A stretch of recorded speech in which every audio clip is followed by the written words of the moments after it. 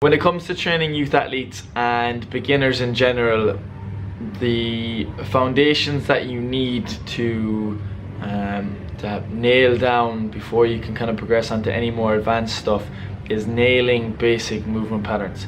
And the basic movement patterns that you're going to need are the squat, hinge and lunge for the lower body, and it's a push, pull, press and brace for the upper body. And from here on in I'll refer to these as the big 7. There are obviously like a lot of different variations of these exercises, but once you nail the basics of each one of those, then it's easier then to kind of manipulate each movement pattern based on your own goals, your own kind of like structure, and not have everybody kind of like pigeonholed into this is the way it should be done. That's the only way that you can do it, because a lot of people, for example, in the squat, some people will squat with a wider stance than someone else. Some people will be able to squat with their toes straight on. Some people have to turn them out slightly. Again, it's completely different. There's no right or wrong way. There's just different ways for different people, and that's what you need to understand. But the basic premise of each one of those exercises are pretty similar. For the purpose of this video series, I'm going to assume you, the watcher, are 100% healthy.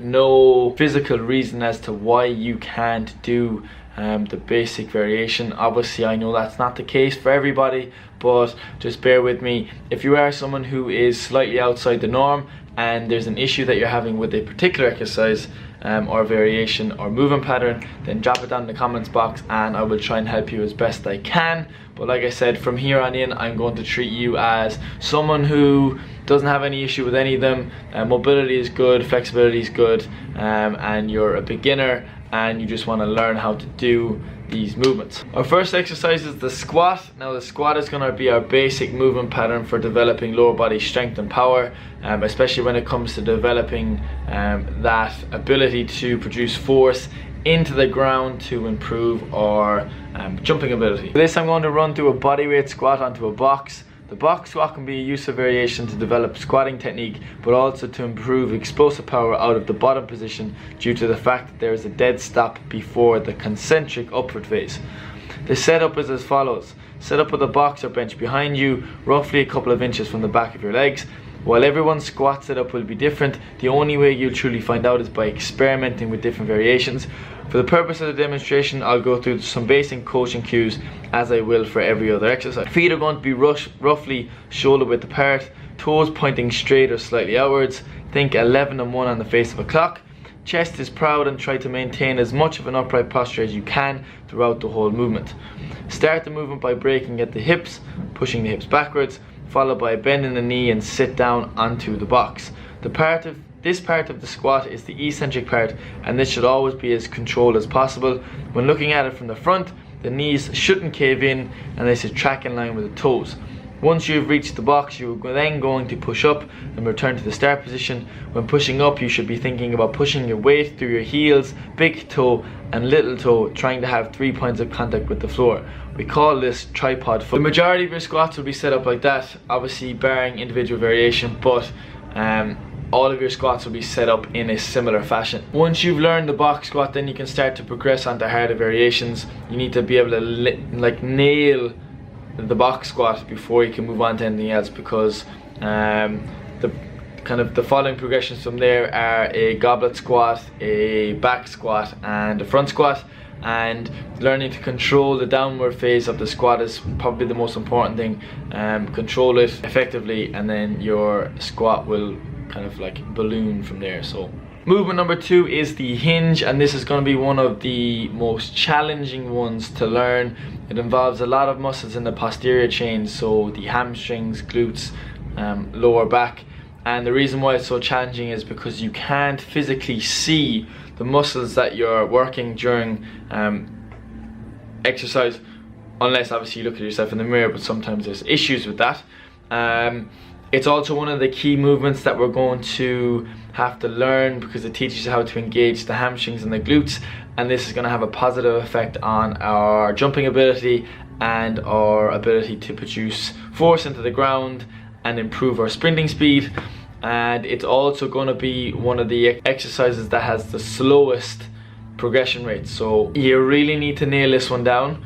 Spend a lot more time on it than the others because it's a lot more difficult, and you'll spend a lot more time doing body weight variations of this before you go and attempt to load the hinge. Because if you load the hinge too early, what will happen is that you're not able to effectively engage the glutes and hamstrings, and the lower back will start to take a lot more of the load, and you're not getting kind of full bang for your buck on that exercise. The most basic way of setting up to learn the hinge is with the dowel. The dowel could be any long piece of equipment. For the purpose of the demo, I'll be using the PVC pipes we have in the gym. Setup is as follows. Feet are narrow, roughly around hip width. Toes are pointing straight. We'll have a slight bend in the knee, not too much, as you want to make sure the hamstrings and glutes are loaded in this movement rather than the quads. The PVC pipe will be placed behind you, touching your head, middle of your shoulder blades, on your upper back and your lower back as well. For the remainder of the exercise, the pipe should not leave those points of contact. If it does, reset yourself and start over again. It's important that we maintain contact here, as this will set us up right for the exercise and provide you with feedback that you are performing it correctly. Our main priority here is pushing our hips backwards, not down like the squat. So facing away from the wall, move your hips back, maintaining your 3 points of contact with the pipe until you get into position shown. You don't have to bend all the way over. You should feel a stretch in the hamstrings area in the bottom position. Return to the start and repeat over. If you struggle with this variation, then there's a couple of things that you can do. If you're someone that bends at the knee too much, then you can place a bench in front of you to limit the forward movement from the knees. This will promote that hip back movement that we want. If you're someone who struggles with keeping the pipe in 3 points of contact, then shorten the overall movement and work within the range that you have and slowly progress further. By squeezing the shoulder blades together, you are engaging the muscles of the upper back and placing yourself in a stronger position. Once this exercise is perfected, you can move on to the second progression, which is still used with the PVC pipe. This time the pipe will be in front. Everything stays the same except the location of the pipe. Foot position is the same. The movement this time is hip back, but as hips go back, we are slowly moving the pipe down the front of our legs, making sure that we maintain contact with our legs the whole time. Move down roughly as far as the knee and then return to the start position. Again, squeezing the shoulder blades back together will help maintain that upper back position. The last progression would be to progress to doing RDLs with the barbell. Lots of practice needs to be done with the PVC pipe first before you can even consider moving on to the barbell, because like I said, you need to be able to properly engage the glutes and the hamstrings to avoid loading the upper back excessively during the hinge. Our last movement from the lower body is the lunge. The lunge could also be considered something of a staggered stance squat because the movements are slightly similar. They do have their own benefits and they are different in ways as well. For this I will run through 2 different variations. One will be a static lunge and the other will be a walk. The setup for the static squat is going to be as follows. You can use a dowel for this in the beginning as it makes it much easier. As you get stronger and your balance improves, you can reduce your reliance on the dowel. Start with your left leg in front and your right leg behind. Your back knee should be below your hip and your front knee should be above your ankle, creating 2 right angles. This is going to put you in the strongest possible position to build line and strength. To initiate the movement, you are going to push through the front leg. The important thing here is that the front leg is doing the majority of the work while the back leg is providing the stability throughout.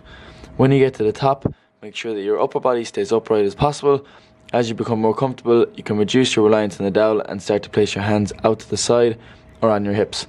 Slowly lower yourself to the start position. In the beginning, your knee can touch the ground. As you become more comfortable and confident, you can bring your knee down as close to the floor as possible without letting it touch. That's all for the lower limb. Obviously there are a lot more variations than that, and they are all related back to the hinge, squat or the lunge. If you can get yourself technically proficient in each one of those movements, then that puts you in quite a good position. Nail each one of those movement patterns in a body weight variation, and from there then you can start to progress it with load and make them a little bit more difficult. Stay tuned for the next video where we will run over the last 4 of the big 7, and these are for the upper body. So that'll be the push, pull, press and the brace. So see you in the next video and I'll chat to you then.